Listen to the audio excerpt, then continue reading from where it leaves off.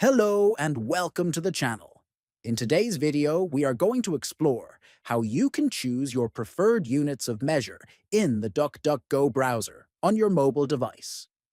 This is useful if you want your search. First, open the DuckDuckGo browser on your mobile device. Next, look at the top right and tap on the three dots menu. Then, tap on Settings to access the DuckDuckGo browser configuration page. Inside the Settings menu, scroll until you find the option called Private Search.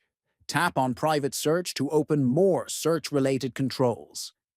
Next, tap on More Search Settings to see advanced search options. Then, scroll down until you find Units of Measure and tap on it.